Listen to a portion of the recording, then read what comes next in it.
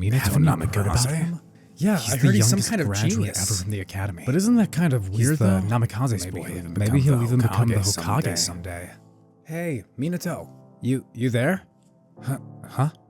Minato would raise his head. Looking up, the band that he had just gone from graduating would be covering his vision slightly as he pulls it forward.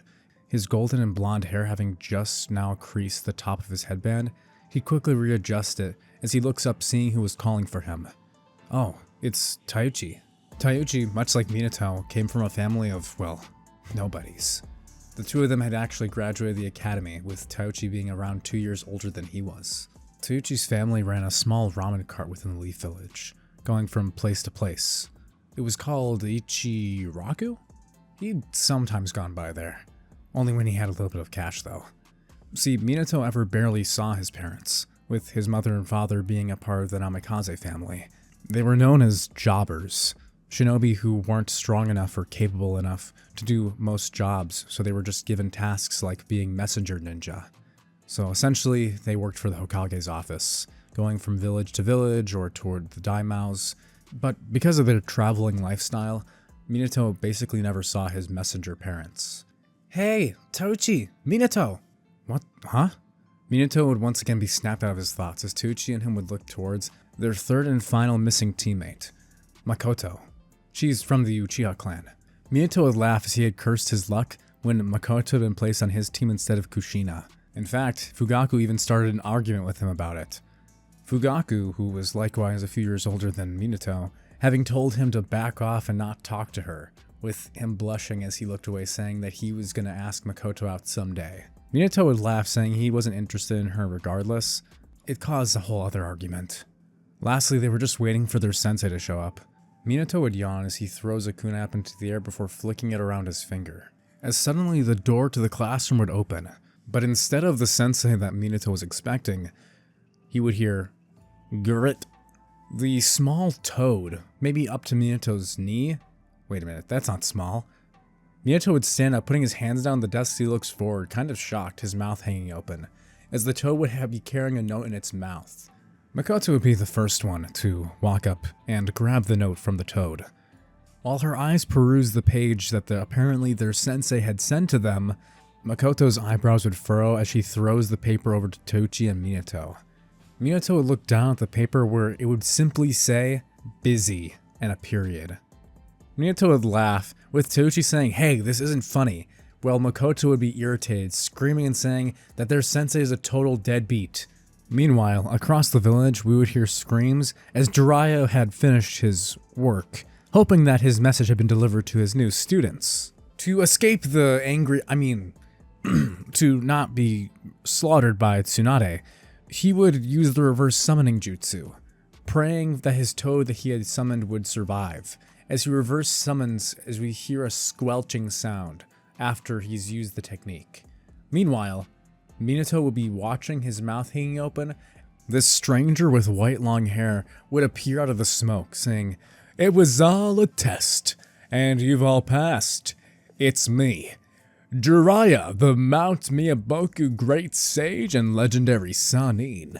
Legendary my ass, Makoto would be thinking, as she watches this bum just show up in the classroom after having blown them off. Anyway, Jiraiya would wrangle his students up to the rooftop, now moving as far away from the women's bathhouse he had been accosting as possible.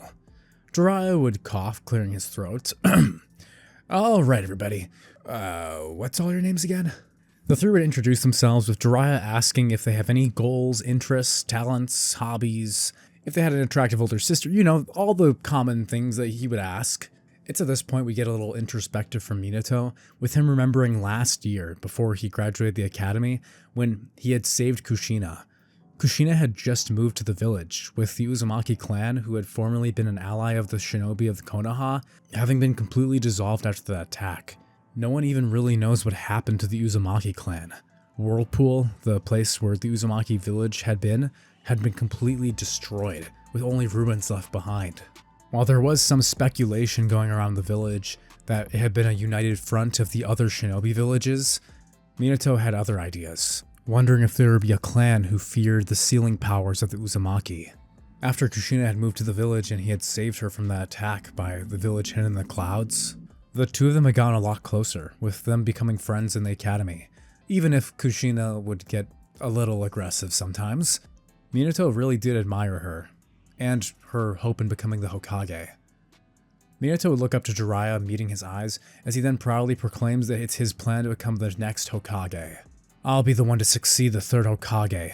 Minato would narrow his eyes, saying he's not going to let Orochimaru, him, Jiraiya, or Lady Tsunade get in his way. Huh, the Hokage, huh? That's some pretty big goals there you got, kid. What's her name again? Huh, I've never heard of this Namikaze family. Well, hate to tell you, but unless you've got a connection, it's pretty much impossible to become the Hokage. I mean, if you think about it a little bit, you'll see why you should be sucking up to me more than trying to make me your rival. Jiraiya would smile. Look, see those stone statues there? That's the Lord First, Second, and my sensei, the third Hokage. What do you think the three of them have in connection? Minato would think with him having passed the academy exam easily, he would know this. Well, Lord Second was the younger brother of the first Hokage. And I heard Lord Sarutobi was the student of the second Hokage. Minato would swallow. But that doesn't mean anything. All it goes to show is that the Hokage were both excellent teachers. The position isn't based purely on connections or merit. It's by being chosen by the village, Minato would say. And in that regard, I won't be beat by anyone. Jiraiya would smile, with this young boy having already recognized something that Orochimaru himself, who'd been vying for the Hokage position for years, hadn't. That's quite a mouth on you, kid. Minato would smile. I'm not trying to be rude, but there's someone who's, if anything, stronger than me already going for the position, and I can't let her beat me. Minato would smile. Besides, there's no way she'll acknowledge me if I can't even become the Hokage. We would then have the first day of training, with Jiraiya instructing his team to meet him at the training grounds, where we have the bell test for Minato's team.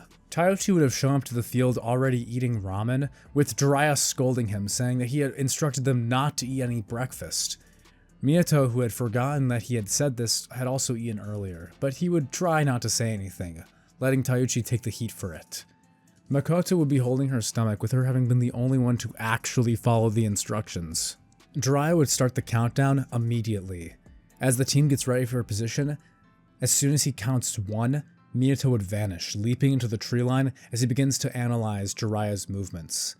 Teuchi, who would have tried to flee into the forest, would have tripped, falling over, with Makoto going in for the attack, throwing a kunai and running up towards Jiraiya, saying she's trying to get this over with quickly.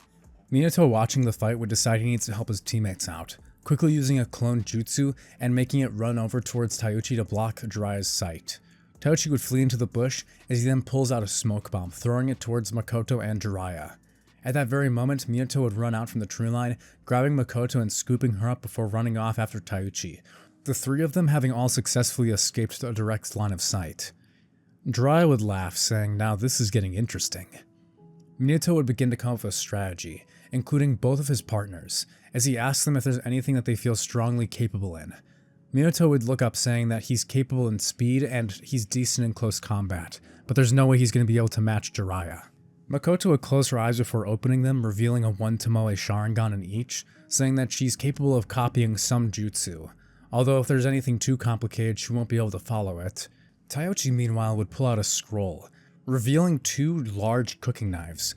Teuchi would respond, after revealing these, saying that while he's not particularly strong in any area, he's decent in about everything, but he's more confident in using medium range to short distance things like knives or other projectiles. Meanwhile, we would see Jiraiya with a pen and an empty notebook, thinking of new ideas for his book that he's been working on. Maybe I should talk to Sakumo. He's pretty good at this stuff, right? Oh, but he just had his son born, right? Guess I'll ask him another time. Jiraiya would snap his notes shut, putting the pen behind his ear, as a kunai would be thrown from the shadows towards him. He'd easily step out of the way, his clogs making that typical wooden sound we hear that is so signature to Jiraiya. Minato would rush out of the bushes carrying 2 knives as he crosses them over his chest, throwing them in an X pattern towards Jiraiya. The 2 kunai bouncing off each other as a third would appear from the shadow, now whizzing past his face as he barely is about to get scratched by it. He would get out of the way without taking any damage as Minato would grit his teeth, running forward as he tries to engage in hand-to-hand combat, knowing that he's not going to last that long. Minato would use his lion hair jutsu, clasping his hands as he decides to capture Minato and take him out first, seeing as he's probably the greatest threat on this team. Although it was pretty dumb of you coming to attack me head on like that.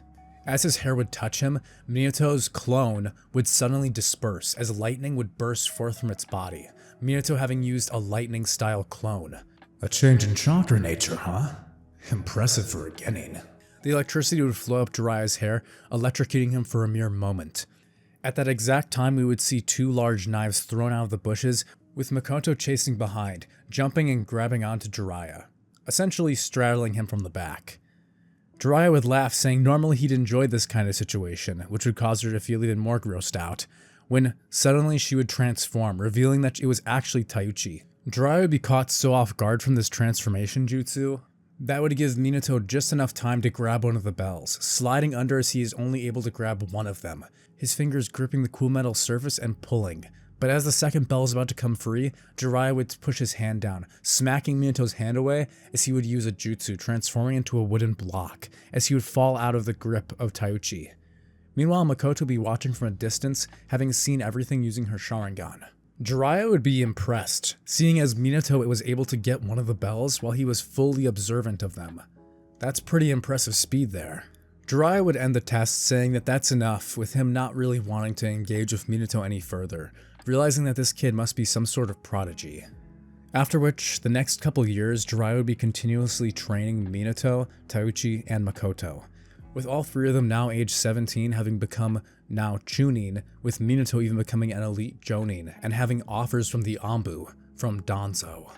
Minato had turned down these offers frequently. So, Minato, why do you keep turning them down? You said you wanted to become the Hokage, right? Well, if you were to join an elite organization like that...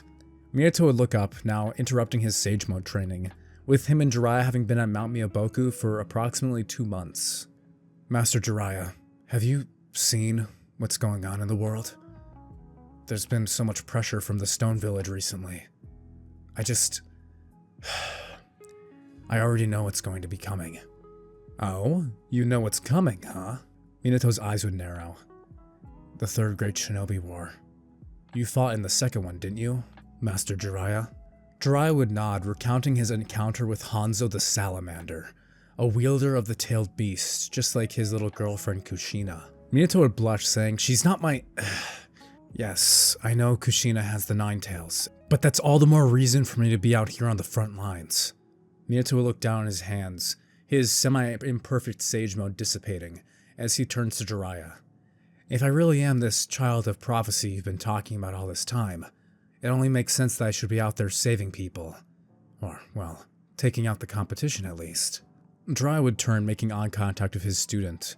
After having known him for so many years, he knew that this kid was a genius.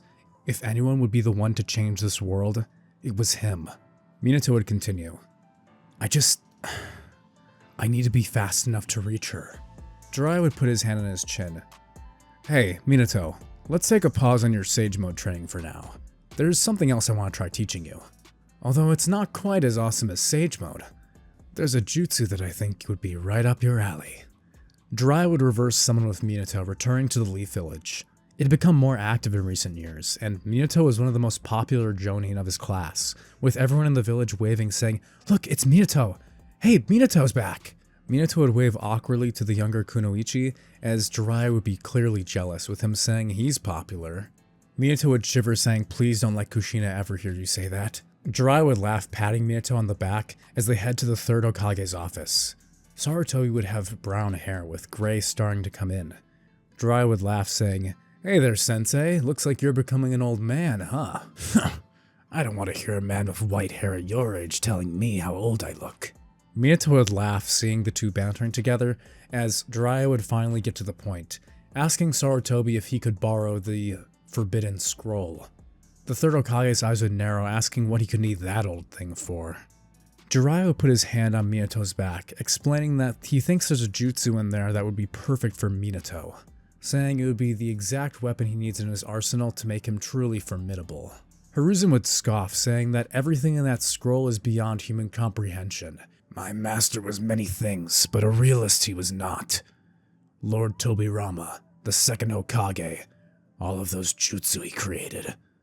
I doubt there's anything in there for you, Minato, that won't get you killed. As they're talking, we would hear the door open as two arms would wrap around Minato from behind. It was Kushina?